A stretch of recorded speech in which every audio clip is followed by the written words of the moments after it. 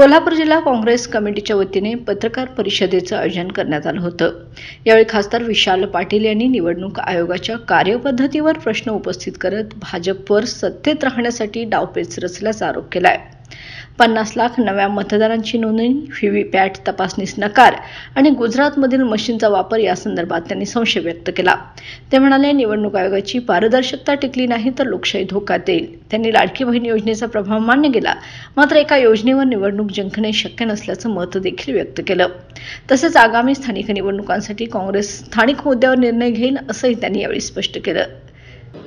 मुद्दा आणि आजच्या पत्रकार परिषदेचं कारण, आज मतदार दिवस म्हणून आपण साजरा करतो आणि त्याचं कारण आहे की 25 जानेवारी जवळजवळ 75 वर्षापूर्वी इलेक्शन कमिशनची स्थापना झाली आणि इलेक्शन कमिशनचा आज हा वाढदिवस खऱ्या अर्थाने आपण साजरा करतो। भारतीय जनता पार्टीनं एक त्यांच्या पक्षात धोरण केलेलं आहे की 75 वर्ष झाल्यावर रिटायरमेंट घ्यायची आणि हे त्यांनी जरा जास्त सिरियसली घेतल्यामुळे इलेक्शन कमिशनला सुद्धा 75 वर्ष पूर्ण झाल्यामुळे इलेक्शन कमिशनच रिटायर करायचा हा डाव हा भारतीय जनता पक्षाने आखलेला आहे। ह्या ठिकाणी जी निवडणूक झाली ती निवडणूक घेणं ही संविधानिक जबाबदारी इलेक्शन कमिशनची म्हणजे निवडणूक आयोगाची आहे।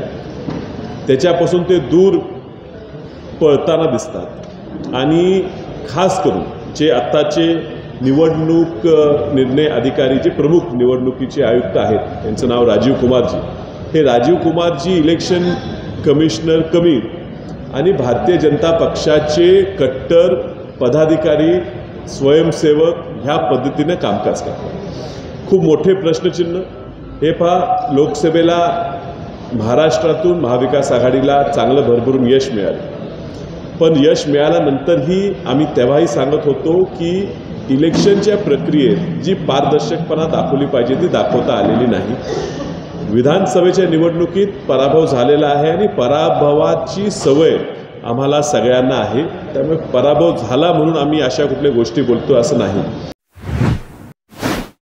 बाळ, फ्रीजमधून श्रीखंड काढ ना। आम्ही पूर्वी घरीच बनवायचो श्रीखंड, त्याची चवच वेगळी होती। आता काय सगळं रेडीमेड।